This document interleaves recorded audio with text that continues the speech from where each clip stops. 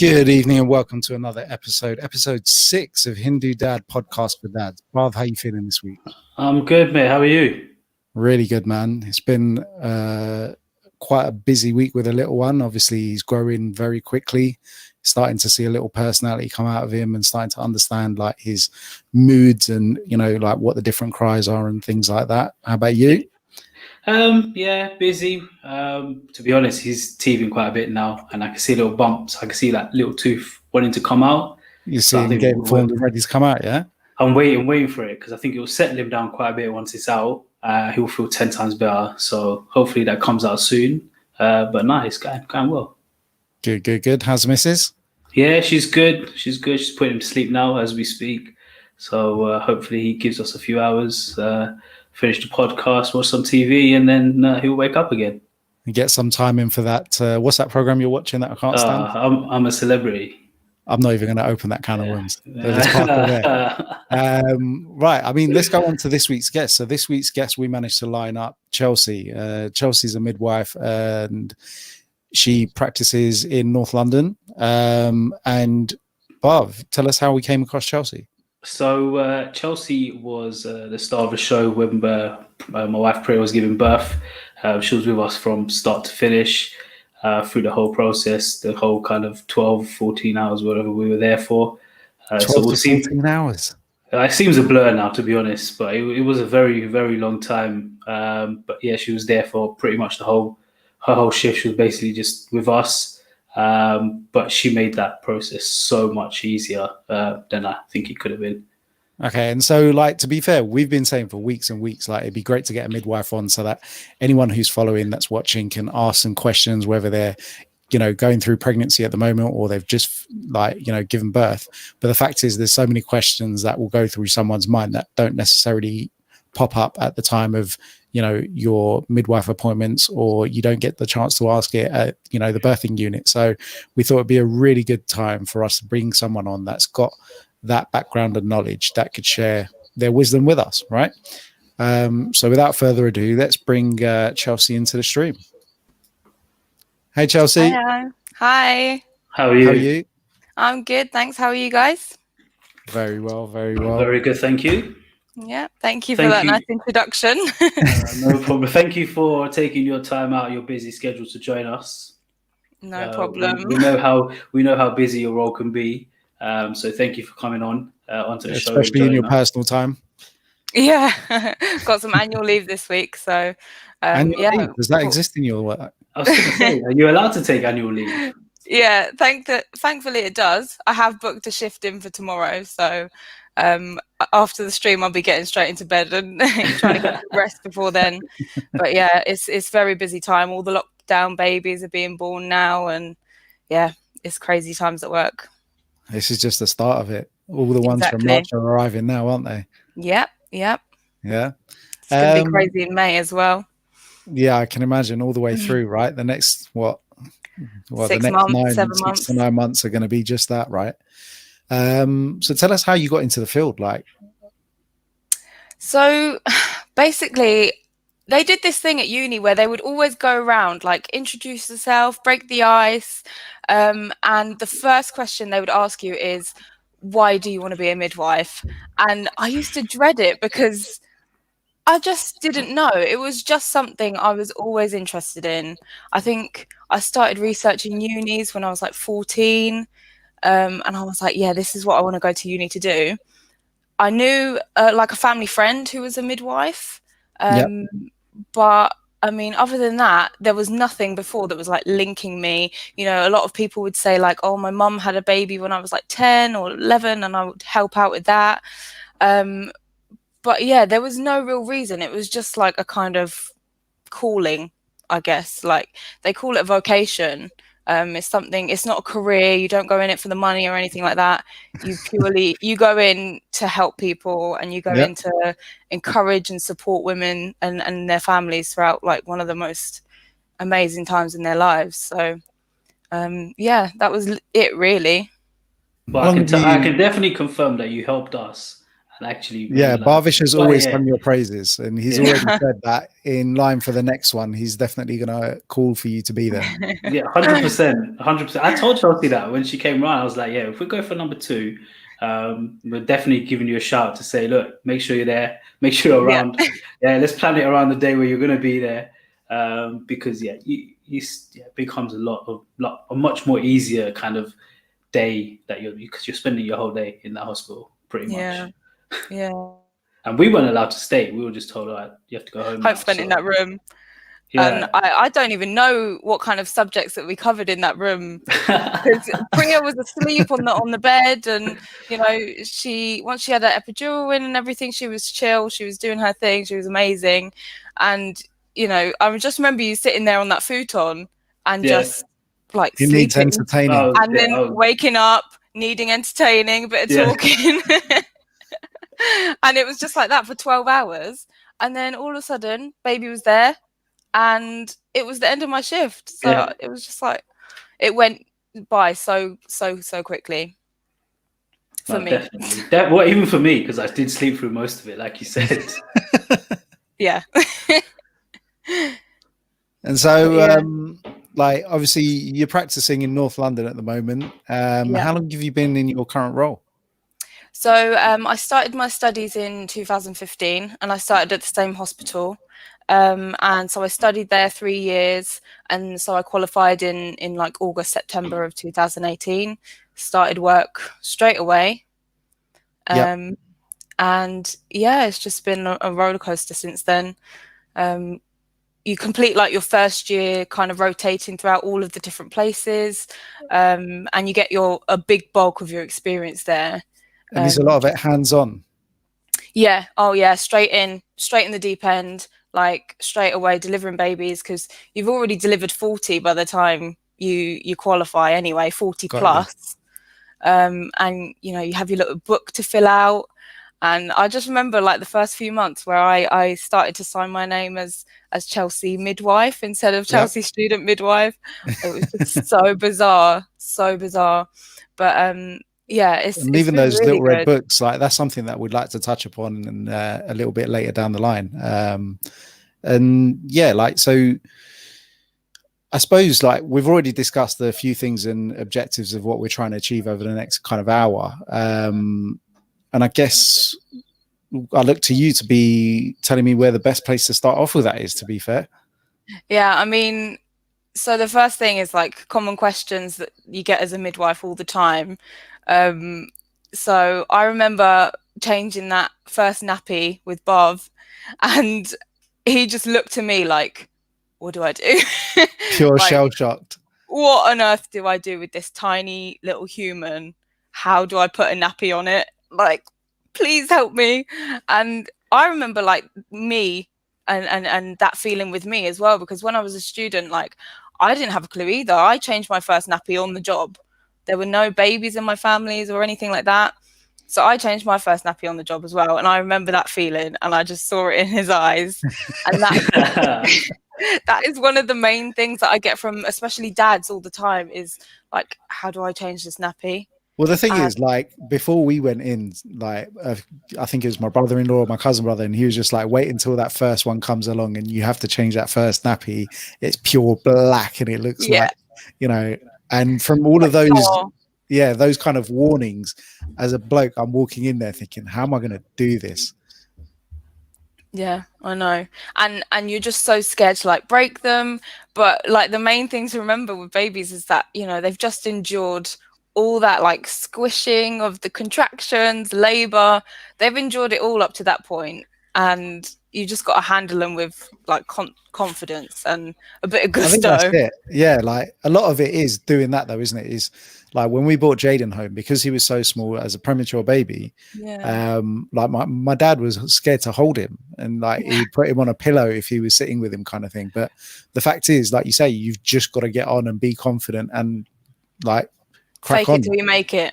That's my motto, is fake it till you make it. And isn't that the story of adult life? Yeah, basically. Exactly. What is adulting? Yeah, that's the story of anything really. You just gotta do it.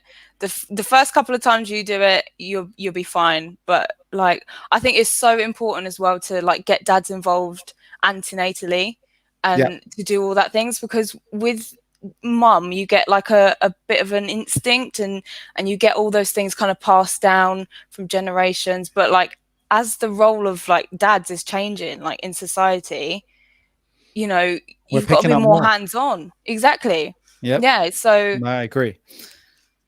I definitely think antenatally practicing the nappy changing, you know, a little teddy bear, something like that on, you know, a friend's baby, you've got to do it. You've got to get stuck in. And then we have a question from one of our viewers, Resh Tank. She's my wife, but she's asking, do you still remember the first birth you were at? I don't know if this was the first one. They get a bit kind of blurred in your brain. Yeah. But I remember, so before going into midwifery, I wanted 5 kids. At the moment, I haven't got any. 5? Yeah, 5.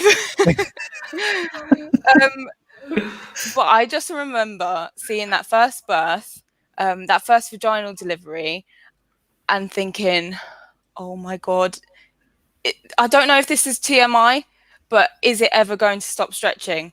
That was literally what came to my mind. Was, wow, like, women's bodies are amazing at what they can do. And yeah, do you that's still want 5 babies? No. No. I think 2 is a good number. that changed quite quick. It did that first birth. But yeah, I don't know if that was my first or not, but that one definitely sticks out from early on. And I think it's because those words literally popped in my brain, like, is it ever going to stop stretching?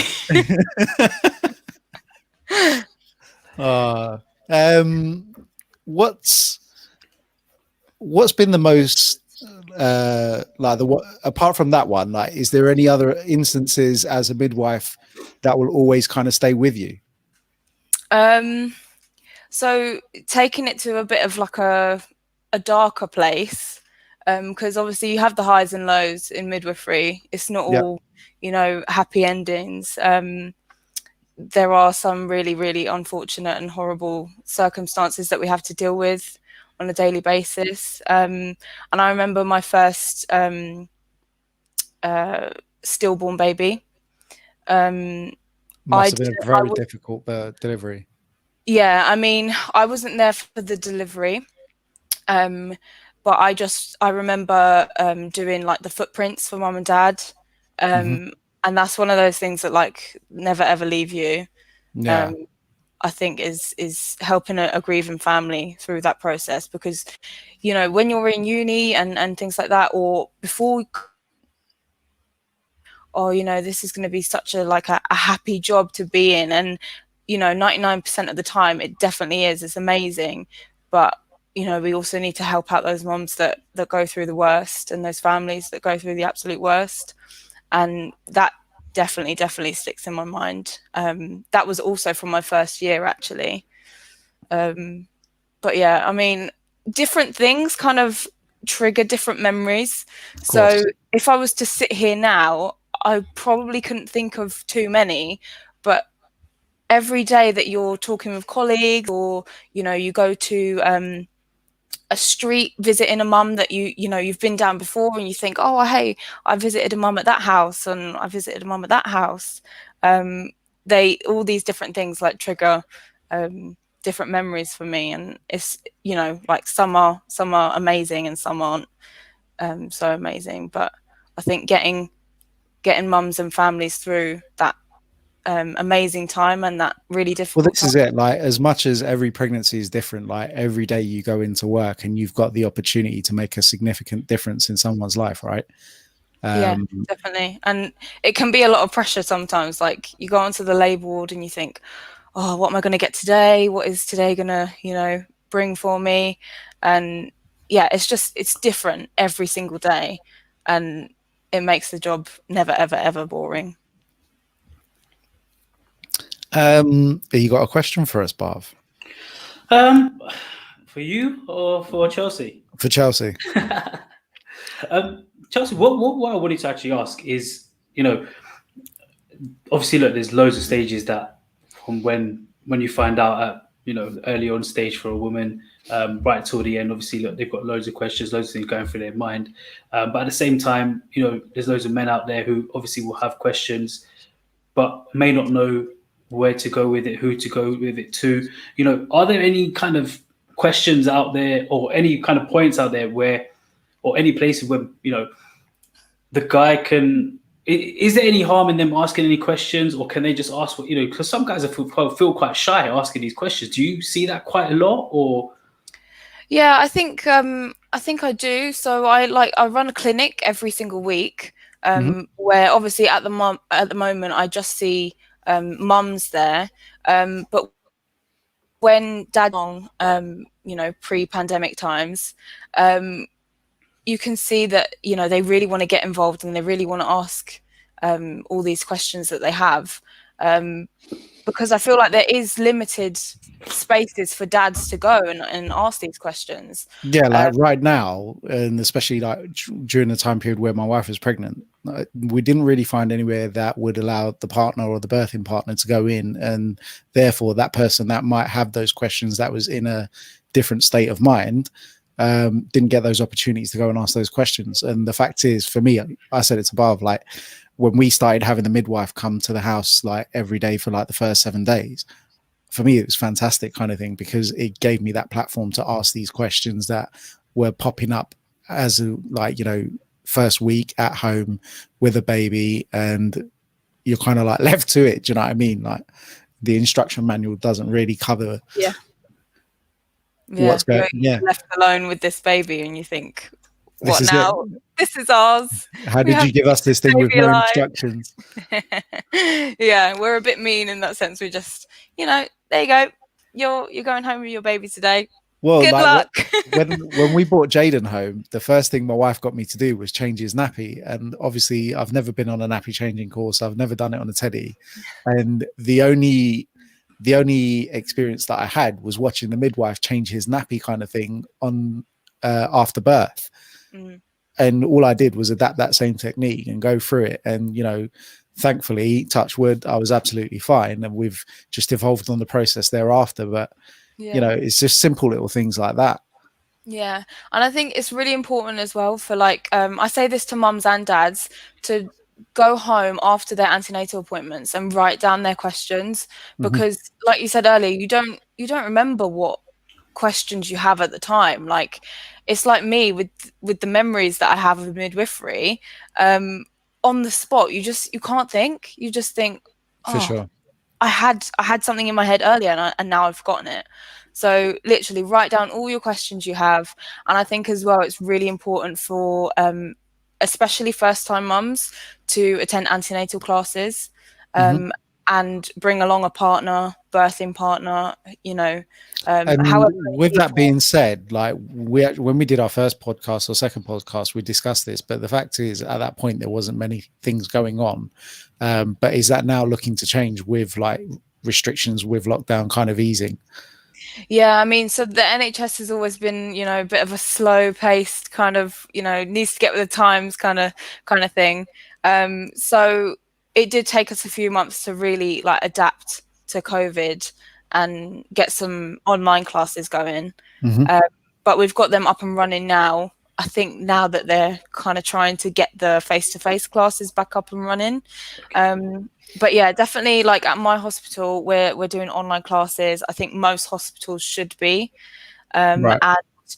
And, mums, dads are encouraged to do it together, And are these live or are they pre-recorded? So they're live, so they won't be streamed or anything, but so they'll be the way we're doing it at our hospital is that you'll be in a group of 10 couples, I think. So keeping it quite intimate, so that people don't feel too afraid to ask questions and get involved. But yeah, that's how we're doing it at the moment. And you're allowed to bring a partner along. It doesn't have to be, the father of the baby. It can be anyone you want. Whoever you want there at the birth is a good idea. And yeah, try to keep them interactive as well. So, you know, with the nappy changing thing, you know, everyone's encouraged to bring along like a little teddy bear or something, change the teddy bear's nappy, bath the teddy bear, things like that. So, yeah, I mean, and we Also, go all through kinds of things everything. that would have been useful for me completely. Yeah, exactly. And And the fact going is, through the home birth bag as well, the birthing bag yeah. that you take to hospital, because you said you had no time, did you? Yeah, Because so Jaden was born at 36 weeks. My wife was expecting at like week 40, 42, thinking that he'd take after her. And, you know, this guy came early. So essentially, she didn't have her bag ready. She didn't have his bag ready. And we weren't expecting for at least another 2 weeks as a minimum, right? So she's gone into hospital and she went in for preeclampsia. So she went in for blood pressure. And at the time when she went in, I had no idea that they would have kept her in, and that the next time she came home, she'd be returning home with our child. Do you know what I mean? So, no, like I had my sister-in-law Anisha, who sent me a list of different things that needed to take, and then obviously my wife's quite prepared as it is, so she'd kind of got a number of things ready. They were kind of in an area of a room, so it wasn't too difficult. But the fact is, like, it's easy to pack those things and get it ready and prepared and take it for your partner, for the child. But what most men forget is to take something for themselves, like throughout that time period that they're going to be there. I went in and I didn't envisage being with them in recovery for like 9 hours after birth. So I hadn't thought about taking a drink or a snack or, you know, just those little things to keep me going in between. yeah, and hospital drinks and snacks are expensive. Not just that, but like 1 a.m. So 1 o'clock is when she went into theatre. So there was nothing really going on at that point in the hospital either. Yeah, no, it's definitely a good idea to like be prepared for anything. You know, you have this idea in your head, like, yeah, first baby, come late, you know, and babies surprise you all the time. They surprise us all the time. So yeah, any moment, you know, before like 34 weeks, we say just get a few bits together, like your wife did, thankfully. But that's the point, just though, get isn't them it? in a corner and in a bag. Yeah, and the point is to say, like, you know, like a lot of people turn around to us and were saying, like, haven't you got this bag ready? Like, why haven't you got it ready? You're at like week 35. And she was like, no, I've got time. What do you mean? Like, but as you say, you don't expect to go in for something like that and then, you know, walk home with a baby, or well, not walk home, but and the other thing, like going back to the classes as well, the one bit that I definitely say as a couple we missed out on was building relationships with other parents at the same stage of life as us, in terms of the pregnancy. And I think that would have benefited, like, definitely for my wife, because it would have given her someone that she could talk to who's going through it at a very similar pace and time. Do you know what I mean? And ultimately, I know, like pre and Bob, you guys said you went to 1 or 2 classes, and at least you had a couple of parents that you kind of built a bit of a relationship and conversational with. Yeah. For us, it was it was quite good, because we managed to get, I think, 3 actual classes where we were physically all together. So you kind of know who you're speaking to. You've met them before. You build that rapport with them, and the girls still talk pretty much every day till this day now, because, you know, any questions they have or anything they're all going through, they kind of message each other and just kind of compare notes and say, oh yeah, this is happening. Oh yeah, I had this, or I saw this last week, or this is what I've seen and what I've seen online, etc. And they speak to you, and they've got that support for one another. So it definitely does help. Yeah, I think having that support is really, really important, especially in the current situation as well. It can be so isolating if you're, you know, by yourself, and, you know, not everyone has a partner, not everyone has family around. They might have family in a different country even. And some I people think it's might just not be definitely, confident to ask the question.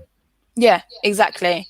So it's definitely, I think, a good idea to make a network of even just 1 or 2 people that, you know, maybe they've been through it before, or, you know, if not, you can just stumble through it together and just figure things out together. But you know, if in doubt, you know, you've always got your midwife there, you've got your health visitor, GP. Yeah, you've got some support in the NHS, definitely. So we're always there to help. And talking about support within like the NHS and throughout that time period, like another aspect that we discussed the other day was how important it is to look out for signs of, like anxiety, depression, and other mental fatigues during pregnancy, kind of thing. And is there anything that you can tell us that, as partners, that we could look out for, or if there's anything that is quite prevalent that we should be made aware of?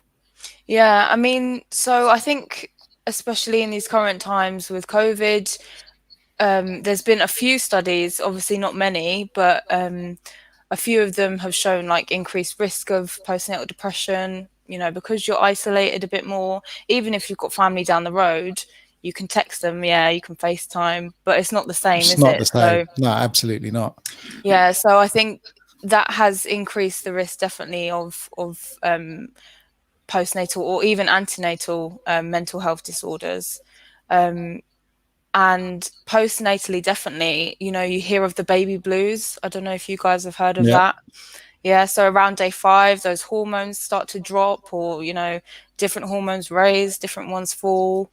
And that can really, really mess with mum a little bit, make her really emotional, teary. This is considered, quite normal. A lot of women go through this.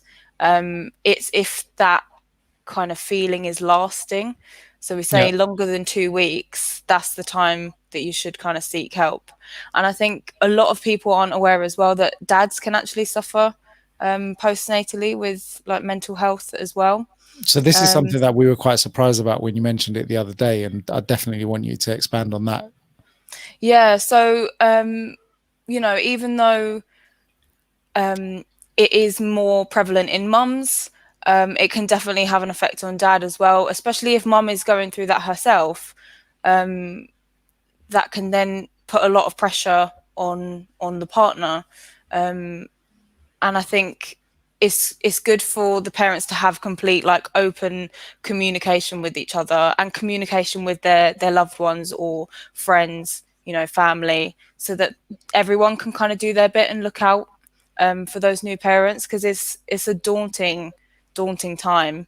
For sure. And that's just speaking from my experience of seeing other parents. So and were there any like key triggers that you could say have been a bit more prevalent with men? Like, is it more like anxiety, short-temperedness, or lack of sleep? Yeah, so I think it's more so like towards anxiety and feeling like there's a lot of pressure on them to carry the house, and financial pressures as well, because mums get longer maternity leave generally. And I think definitely like not sleeping and things like that. Obviously you've got a new baby, so it's hard to tell what is normal in the not sleeping department. But I mean, like, in fairness, like, you got to think about it. Most of the time as a bloke, if you bottle that stuff up and then you start to become, like you say, lack of sleep, stressed out, financial worries, and men generally typically don't talk about that, whether it's with their partner or to a friend. But the fact is that when you start to get into that cycle, then you start to become quite snappy with the partner, like your partner and the people around you. It's not something that's that you intend to do, but it's just like the way things play out, as I think is the fairest way to put it. The fact is, I'm quite lucky in the sense that Reshma and I, like you said, we've got quite a good open relationship. We're able to talk to each other about concerns and things like that, and we're quite good at reading each other as well. So I'd say that definitely like inquire, speak to your other half, and have those conversations that you generally might shy away from just because you feel like you're anxious to talk about it. You're not sure if the other person's ready to receive it. The fact is, at some point in time and date, you've got to have that conversation and you've got to air it just to make things better between you two as a couple, or, if you're living with the parents, then you've got to have that conversation just so that everyone's on the same page. It'll make it a lot easier if, everyone understands what's going on in and around that point of time.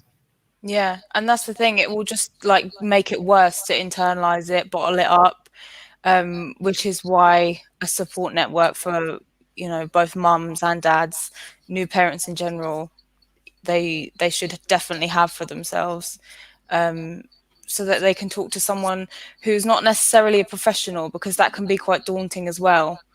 Yeah, it's a little less intimidating for them. Yeah, I mean, some people would prefer that, I'm sure, but I think it's definitely good to have open communication. Definitely. Okay, so let's go to a couple of questions from the audience. Have you ever been at a birth where mum had no birth partner or anyone with her? Yes. So a couple of like elective cesareans I've been to. Mums might have not had their partner there, or they might have not had a partner. Mm-hmm. And I think as midwives, we're quite good at filling that hole. Some women might not, you know, they might not want their birth partner there. They might not want their husband or their partner, whoever, they might not want to be there. But I think we're good at kind of reading what women want. Yeah. When nothing is said, it's kind of, it has to be part of our job and part of Yeah, our you've got to read personality people. to, yeah. So I think we're quite good, hopefully, at being a good support for women in labour or who have cesareans, who need a bit more support, who haven't got it available to them. So that being said, like obviously, you know, you've got your normal delivery, then you've got your cesarean delivery. I know, like looking into the reading and like a bit of background to it, I started to get the feeling that doctors kind of prefer a cesarean delivery rather than an actual birth now as well. Yeah, I mean, I wouldn't say they prefer it. I think, or is it that it's more safer delivery route? I mean, midwifery in general is more medicalized these days. And I think recently there has been like an increase in cesareans. I don't know, you know, particularly what that is attributed to, but I think we're always out for what is best for mum and baby at that one time. And if that is a cesarean, you know, so be it. You know, with mum's consent, we want her baby to be delivered in the safest way possible. And I think that's what we all have in common. You know, obstetricians, midwives, we all have that in common. We just want, you know, healthy mum, healthy baby at the end of it. Of course. And to be just to lighten it up a little as well, there's one thing that we noticed, like when we were in delivery room, that we just felt like a spare part, and that we were in the way for everyone. Like, do you guys get that feeling from the operational side of things? That, I mean, it's a busy job, and it can get very, very hectic at times. You know, you can have 3 women at one time, depending on what their situation is. You'll never have more than one labourer at one time. But it can get a bit like, you know, this mum needs me more at this time. So you might feel like that. We never ever intend for it to be like that. Of course, we want to help you as much as possible, but yeah, it's a busy service, especially in London. Definitely. We've got a question from James Sullivan, and James is asking, what do you think will be the biggest change to midwifery in the next 10 years? Oh, he's putting you on there. Bloody hell. God, I don't know. That would have been a good question to have before the stream. The biggest we'll get change back to you on that one, James. Yeah. I think hopefully the biggest change is that, you know, we'll see maybe more home birth. I mean, in London, there's I think quite a small percentage of births that take place in the home. But that's kind of what used to happen is a lot of births used to take place at home. And I think women were a lot more in control of their bodies and their choices and things like that, because you feel more relaxed and able to say, no, I want this, when you're Yep. in your own environment. So we've seen during COVID a bit of a spike in home births. So Have you? 'Cause hopefully, I yeah. thought that they'd stop doing home births for the time being. So a little while they stopped them, but I think there wasn't much evidence to back up, you know, Why they should or shouldn't. why they should or shouldn't, exactly. Yeah. So I think that it stopped for maybe a matter of a couple of months, few months tops. Got you. But yeah, we've seen an increase lately, and actually, you know, as much as we have to be on call for it, like as a community midwife, I think when they happen, they're just like amazing. Like I attended my first one this year, and it was just so nice to be able to leave mum and baby in their own space, in their own environment. Yeah, in their own environment. Yeah, like her kids were sleeping in the other room, and you know, she was just doing her thing, and completely lovely birth. And So yeah, I don't think I'll ever forget that. Obviously, we've seen all these different things on television, and it's given us like a preempted synopsis of what it might look like having a home birth. But essentially, what does it look like? Like real? Yeah, so I think it looks very calm. So like dim lighting, it's all the things that we try to achieve in a hospital birth, I think, but it depends on, you know, your risk and in your pregnancy and everything like that. And would it just be you that goes there at that point then, if it's a home delivery, or would there be you and one or two others? Or so is that one midwife attends for the first stage of labor, so that's all your contractions up until your 10 centimeters, and then 9 or 10 centimeters when you think mum's ready, another midwife will join from home. But when I went out to my one, it was both of us there at the same time, and yeah, we were chatting, we were having tea to keep us awake. it must feel quite daunting for you as well, though, because obviously where you've normally got like a team of 4 to 5, then it's only cut down to a team of 2. Yeah, and I think this is why, you know, it's good that mum knows what she wants, and we know what mum's birth plan is or her birth preferences are, and as long as everything stays normal, that is what we will, you know, intend to happen.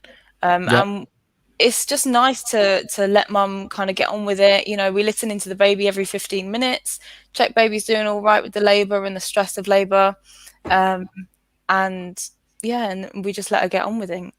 So, you know, when you have to go to the hospital, obviously they say wait to a certain point before you guys come in, you know, before the contractions start, and make sure they're a minute apart, etc., etc. Is that the same procedure for the home birth? Do they have to call you at certain times, or do you guys just have to go back and forth?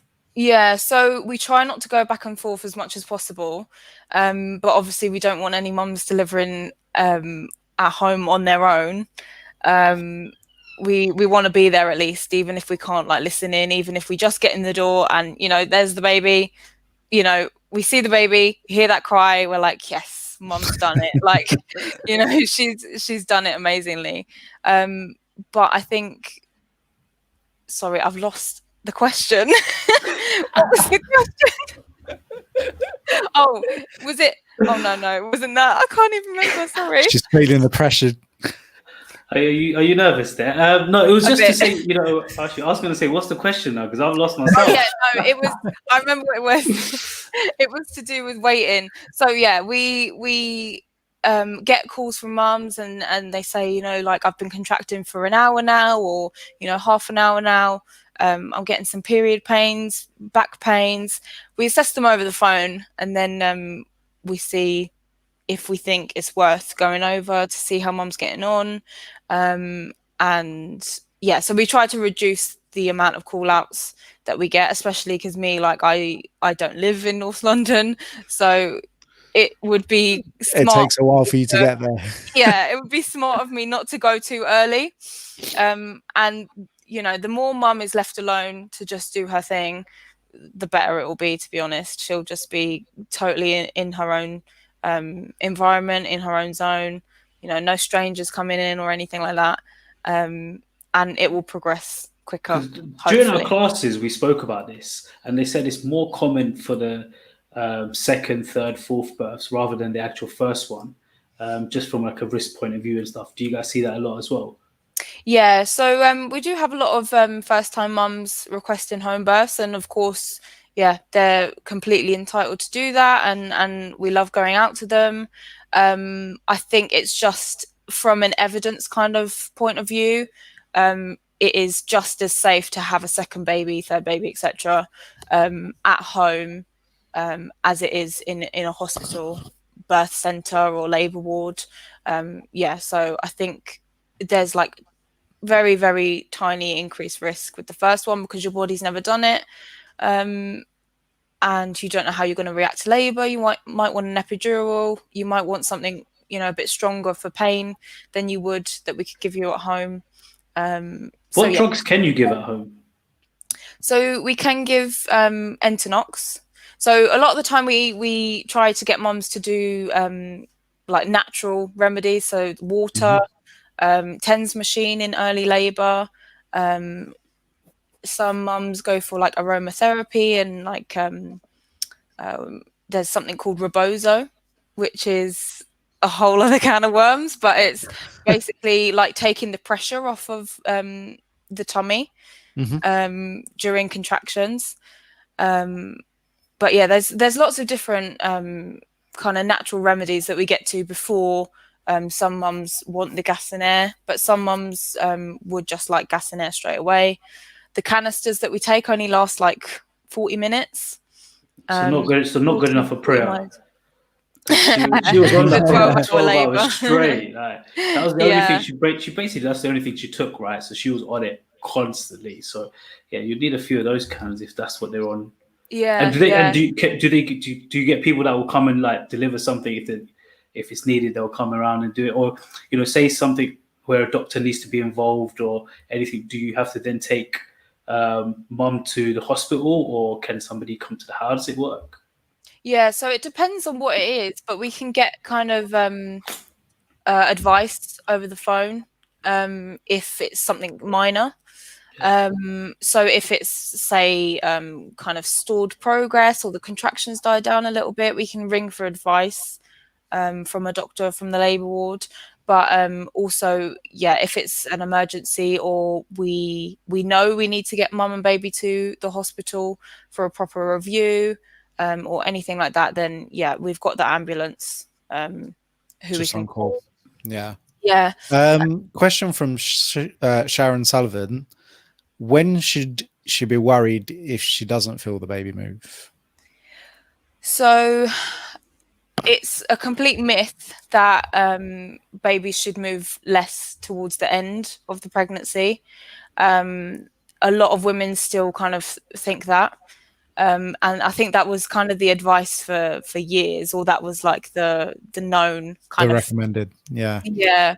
But that's totally false. So now we say that any reduction or change in the pattern of baby's movements, or if the movements stop, then you come straight into the hospital, because baby's movements is how we know that baby's well.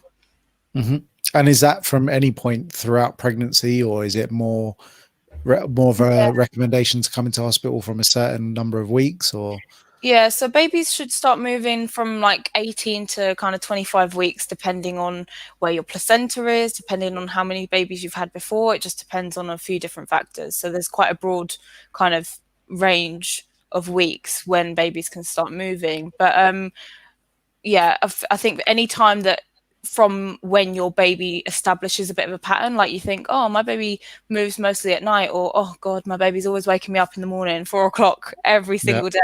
If that doesn't happen one day, and the movements tend to be a bit slower throughout the day, then yeah, you come in straight away. Even if you've got a midwife appointment the next day, you're seeing the doctor next week, it doesn't matter. You go straight to your maternity triage, or you give them a phone call. But their advice would be, yeah, come in and we'll see you. And it looks like Priya's got the next question in above. What are the pros and cons of a water birth?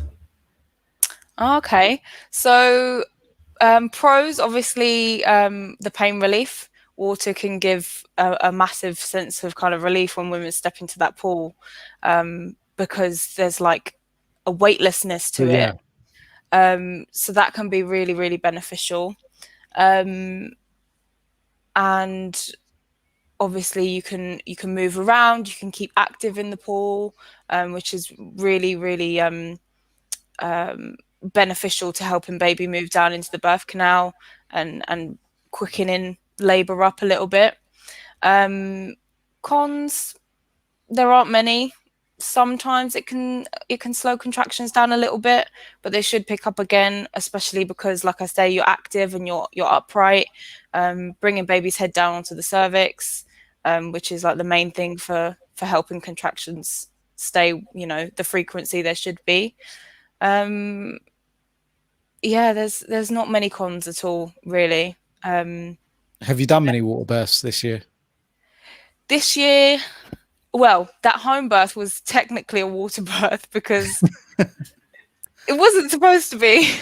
But Mum got into the bath for a bit of kind of relief, and then all of a sudden she was pushing. So yeah, there was only like that much water in there as well. And oh no. Babies, like, so the baby head has to be delivered under the water.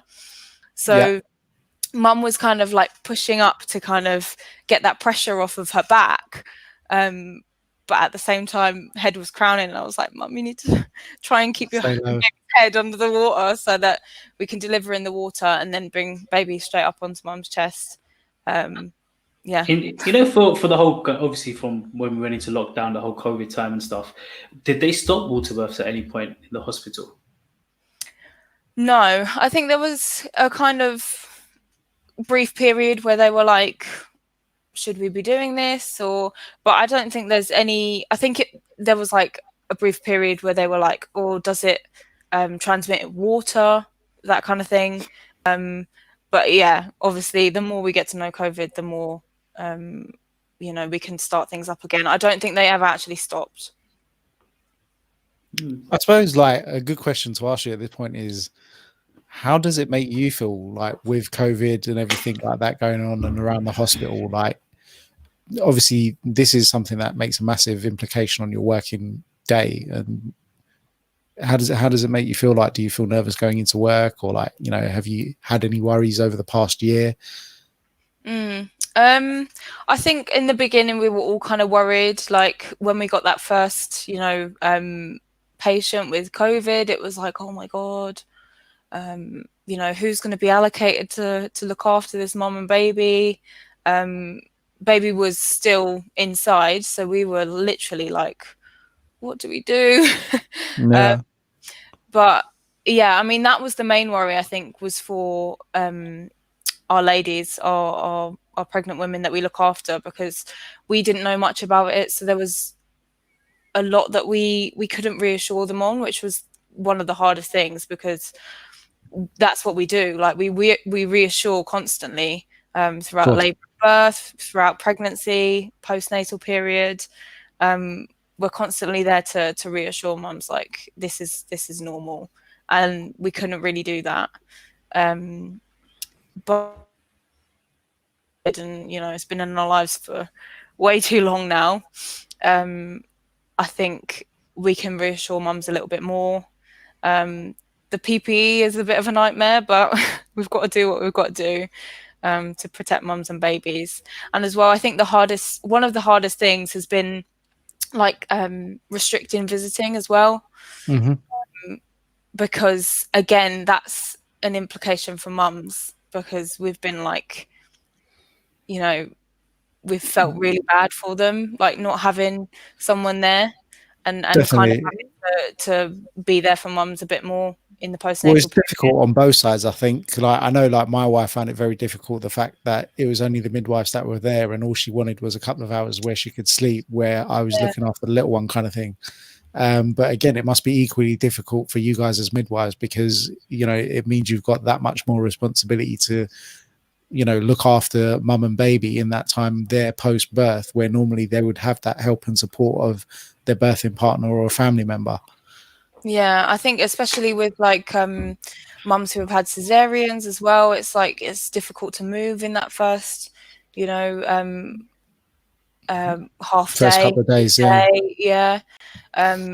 You know, even to the point where like you've got to call the midwife to pick your baby out of the cot so you can feed and Yeah. things like that. So yeah, we're really hoping to kind of get dads and birthing partners staying overnight soon.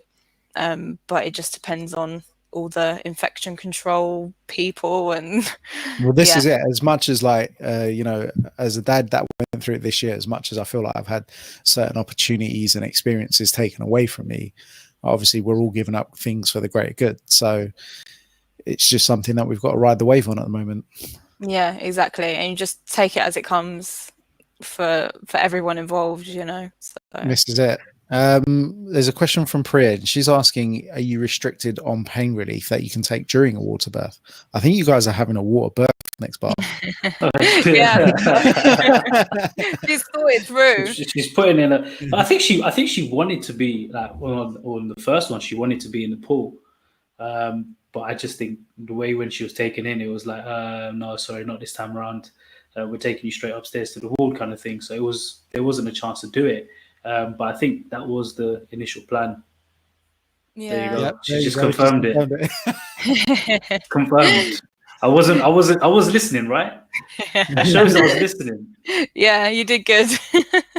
But yeah, I mean, you're restricted to not having an epidural for obvious reasons, because you know you can't move, you can't feel a lot of what's going on down below there. So yeah, definitely epidural. But pethidine, which we give at my hospital, it just depends on how you react to it.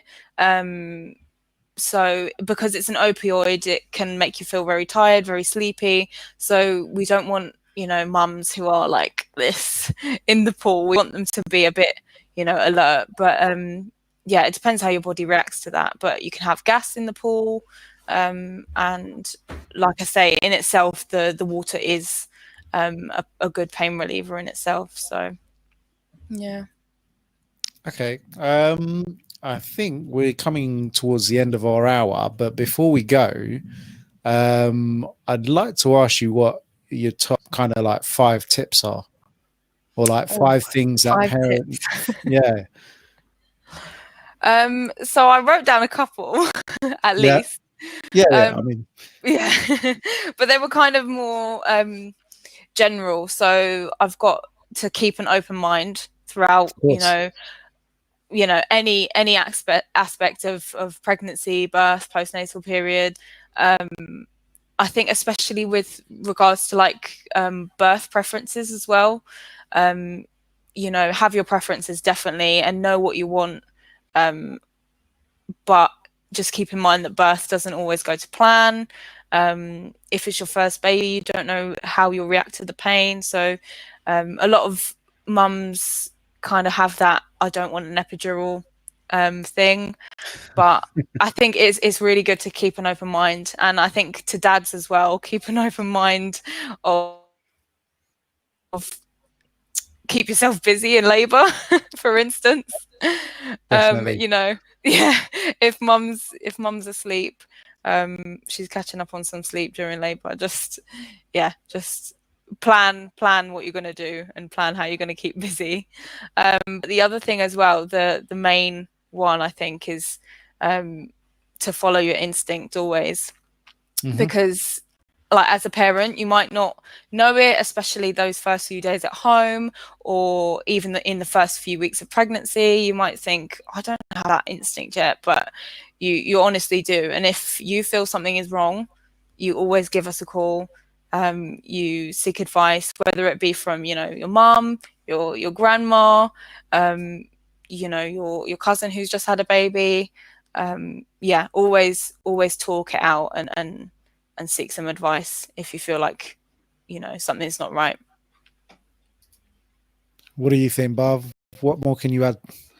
No, I think you've pretty much covered it. I think we are going to answer a few more points in in the next couple of weeks that people may have. So if there are any questions you think of after watching this, after the show, please send them in to us, either DM us or put in the comments, make them post, and yeah, just let us know. Feel free to send us messages, and we'll try and get these answers from Chelsea for you. Sounds good. Okay. Well, I guess there's a few things in the pipeline. I think which is what Barv is hinting to. Chelsea's going to be doing a few more things in terms of social pieces that we're going to be putting out in the coming weeks, and so that will give you opportunities or trigger points on questions that you might have, or hopefully we've thought of it and concepted well enough that we cover it in that you don't need to ask any questions. But I do want to take this opportunity just to thank Chelsea for giving up her time on her annual leave of all times as well. But no, thank you. It's been very informative, and I guess we look forward to having you back here in the future. Yeah, thank you so much. It's not been as nerve-wracking as I thought. It's not as bad, is it? No, once you get into it, it kind of just flows, and I think the questions helped as well. For sure. Like, one thing that we sometimes struggle with is when we approach people to come onto the show and they're like, no, do you know what? I'm not very good at public speaking, or I'm not confident to talk out like that. But the fact is, like, people just got to get past thinking of what other people are looking at and hearing. Whereas when you're in this, it's just like a Zoom conversation between three of us, right? And it makes it easier. And the questions that come in from the audience kind of help. Yeah, help move things along, definitely. And I think I've never done any kind of Zoom thing before, but you're speaking about your own profession, so it's not like it's a topic that you don't know well. I think especially because it's live, you just think, oh my god, I'm going to put my foot in my mouth, or I'm just going to say the wrong thing or give people the wrong idea. But yeah. Well, these are all preconceptions that we had as well. Do you know what I mean? Barv, when he first went behind the camera, was just like, dude, I can't do this. Like, I don't feel right. The first one, I was like, no, this isn't for me. Like, yeah, I'm happy to be here for about 20 minutes and then count me out. and then 6 episodes in, and I'm still here weekly. So it just happens, and it just comes with it. And just take every week as it comes. So yeah, but thank you very much for joining us. And we look forward to doing a few more of these in the future. And I guess as viewers and followers, if you guys have an angle that you want us to cover, or you want to get involved in the conversation, just reach out to us in our DMs. You can hit us up at HinduDad on Instagram and Facebook. Apart from that, Barv has got a 500 follower challenge for us to try and hit 500 followers on Facebook, Instagram by Christmas. So he's put it out. We just got to try and make it happen now. So as much as you guys can like, share, and talk about the page with your friends, and help us achieve the goal. And if we do get there, if we get there before Christmas, we might have a couple of things to give away to you guys. So please get liking, sharing, and get the word out there, so we can get to that magic 500 by Christmas. Well, on that note, I think it is time for us to say good night. So I'd just like to say thanks again to Barv, to Chelsea, and for all you guys watching. Thank you. Thank you. We will see you next week.